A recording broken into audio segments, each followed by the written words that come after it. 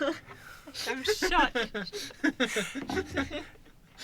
You're listening to Vox Populi. My name is Rodney Brewer. I'm your host, and we're going to listen to an excerpt from Q&A on Monday, 17th of June, 2013. At least I believe we are. Hold on. Let's move from politics and related issues to policy. Our next question comes from Ahad Khan. I'm a GP in the Blue Mountains for more than 30 years. The question is to Fiona. For years and years, I've had no trouble with immunizing children, but of late, there has been a growing trend in the Blue Mountains area particularly, of more and more mums coming in wanting me to fill up forms, exemption forms, so that they can get immunization incentive payments.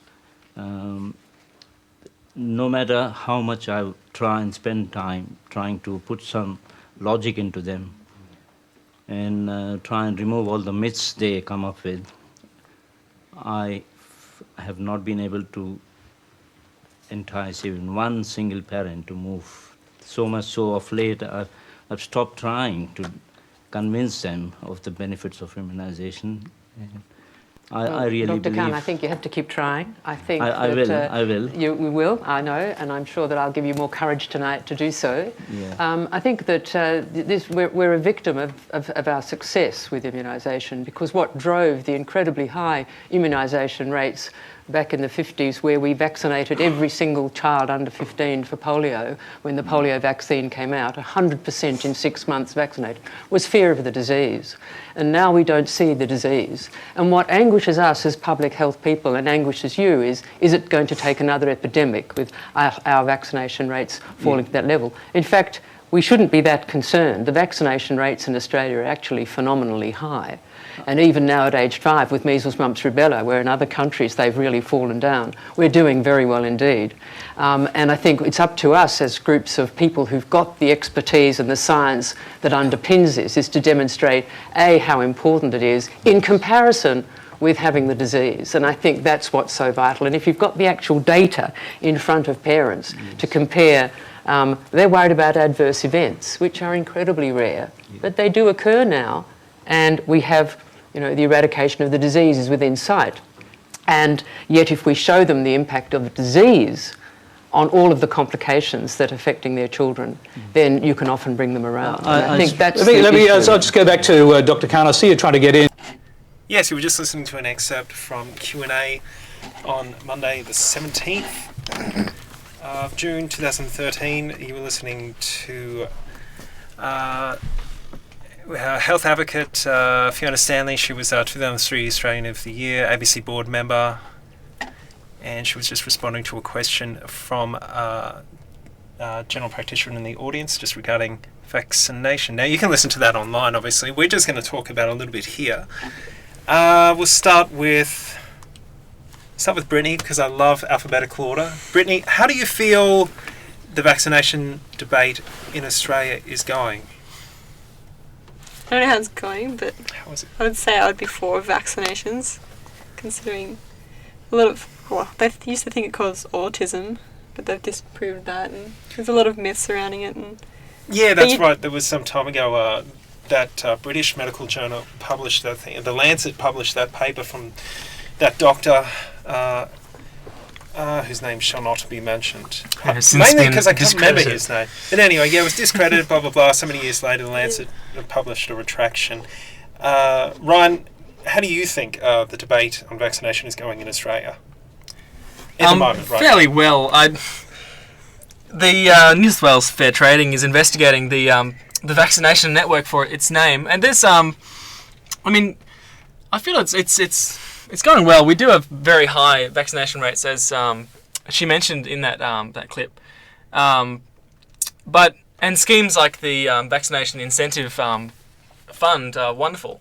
It's a little bit ironic that we're still allowing people who do not vaccinate the children to, in fact, receive this benefit, having received a waiver. It seems a little bit ironic to me. But as what's her name, Fiona, goes on to say later, you can't restrict their Fiona freedom Stanley. of speech. You can't, Fiona Stanley. You can't restrict the freedom of speech to say that they're skeptical of scientists' claims. The scientists simply need to explain why they're wrong and how vaccinations can actually improve their lives. Yeah. So I feel like the debate's going well. I mean, you'd have to be having a close eye on the statistics to make sure that vaccination rates do not reduce. But in terms of public opinion, I think that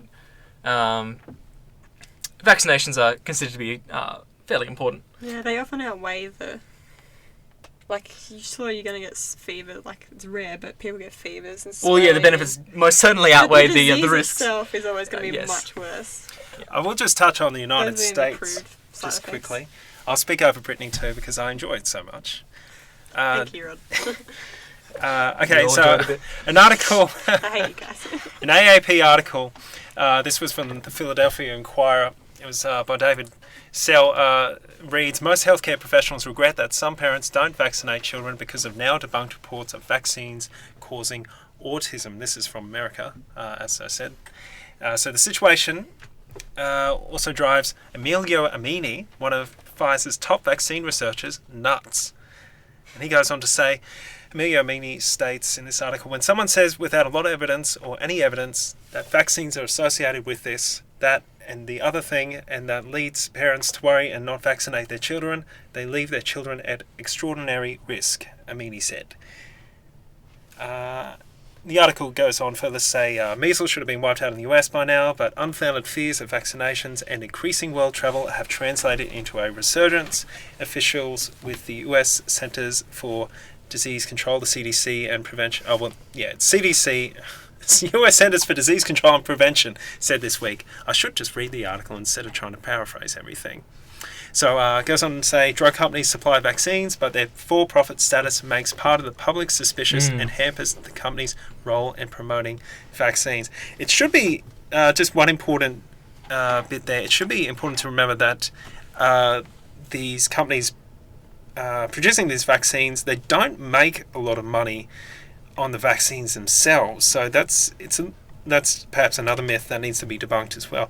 However, we're not here to really discuss necessarily our point of view. We're just trying to ascertain exactly how the debate is going both here and abroad, especially in the United States where you've had such big movements led by celebrities like Jenny McCarthy, the obvious one most people think of. So yes. Well, the other concern with the with people not taking the vaccinations is that if the virus is allowed to thrive, it can actually mutate into a form where evolve to a form where the vaccinations are no longer effective. Yeah, that's what's happening to antibiotics. Well, that's a different story, but It's still involved. Yeah, it's possible. That's why vaccinations are designed to be used by everyone and to wipe out the virus. They're designed for that. They weren't designed by the scientists thinking that half the population will take this vaccination, and they weren't designed to keep these mutations in check. So it's fairly important that people do use the vaccines and eradicate these viruses, as fast as possible. Yes, I think all three of us believe that the more information you have, perhaps from relevant, specific sources, I think it's important not to get your information from any sort of website, that sort of thing. I think you need to keep in mind that information you get has to be correct information. So perhaps, obviously, speak with your GP, speak with medical professionals if you're concerned, and then leave it at that, really, because they're the people with the training and have studied for many, many years and are familiar with vaccines and vaccinations. And yes, so if you're concerned, definitely speak with your medical healthcare professional. Anything else, Brittany, Ryan, anything else you would like to add? I thought it was interesting. Did you say people are concerned with them because the companies aren't making money, despite them giving the vaccinations people out for believe, free? the drug companies like Pfizer, which is spelled Pfizer for those unaware. Z. What did I say? Pfizer, Z-E-R. Excuse me, miss. Oh, Australia. I know, over here. Look, you've got a fair dinkum. Anyway, yeah, they're concerned because they think the drug companies making all this money off vaccines, but it's simply not true. Just ask the drug companies; they'll quite happily tell you how little money they make, or perhaps they won't because they don't like They give them out discussing for the free little and profits. The Big problem with that profits is they're that not discussing. the Otherwise people pharmaceutical take companies have been known to trump the benefits of drugs that Yes, that's not, right. Yeah, not yeah. confirmed by research. Yeah, that's right. Which is unfortunate because in the case of vaccines, their benefits are most certainly backed up It does by muddy research. the waters a bit, and all these vaccines several- are obviously tested by, Yes. it goes through several Oh, tests, yeah. and government bodies, regulate it. You have to make sure that It's it's unfortunately in the US, obviously fit for several humans, companies Yeah. have actually recently admitted to trumping the benefits of their drugs without proper research, and they've been made to submit to regulations over those issues. So, unfortunately, at the moment, it's not looking good for the pharmaceutical companies in America. All right, on that thank you. We'll stop it there. Thank you for listening to Vox Populi.